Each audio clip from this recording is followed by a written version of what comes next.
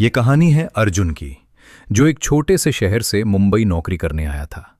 पैसे कम थे, इसलिए उसने एक पुराना सा लॉज चुना। रिसेप्शन पर बैठे बूढ़े आदमी ने चाबी देते हुए कहा, कमरा नंबर 217, लेकिन रात को अगर कोई आवाज आए तो डरना मत। अर्जुन हंस दिया। उसे लगा मजाक कर रहा है। रात के लगभग 11 बजे वो कमरे में पहुंचा। कमरा पुराना था, दीवारों पर हल्की नमी, एक पुराना पंखा और सामने एक बड़ा सा शीशा। सब कुछ सामान्य लग रहा था, लेकिन रात के करीब 1:30 बजे उसकी अचानक नींद खुल गई। उसे ऐसा लगा जैसे कोई धीरे धीरे चल रहा हो उसी के कमरे के अंदर। उसने सोचा शायद ऊपर वाले कमरे से आवाज आ रही होगी और फिर से लेट गया। लेकिन इस बार आवाज बिल्कुल उसके बिस्तर के पास से आई, जैसे कोई उसके चारों ओर घूम रहा हो।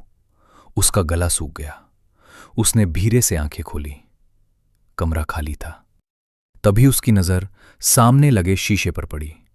शीशे में उसके पीछे कोई खड़ा था, सफेद कपड़ों में, झुका हुआ चेहरा, और सीधा उसकी तरफ देख रहा था। अर्जुन घबराकर पीछे मुड़ा, लेकिन पीछे कोई नहीं था। उसका दिल तेजी से धड़कने लगा। यह सब मेरा भ्रम है। वो पानी पीने के लिए उठा, लेकिन जैसे ही वो वापस बिस्तर पर बैठा, शीशे में वही परछाई फिर दिखी। इस बार वो चेहरा और भी करीब था और धीरे धीरे मुस्कुरा रहा था। अर्जुन का डर अब हद पार कर चुका था। उसने तुरंत लाइट जला दी। कमरा फिर सामान्य हो गया, लेकिन अब दीवार पर कुछ नया दिखाई दे रहा था। हल्के अक्षरों में लिखा था, मुझे बाहर निकालो। अर्जुन के हाथ कांपने लगे। उसने रिसेप्शन पर फोन मिलाया, लेकिन फोन काम नहीं कर रहा था। तभी दरवाजे पर हल्की सी दस्तक हुई। कौन है? बाहर से धीमी आवाज आई। रूम 217 में कोई नहीं रहता। अर्जुन का खून जैसे जम गया। दरवाजा धीरे धीरे अपने आप खुलने लगा।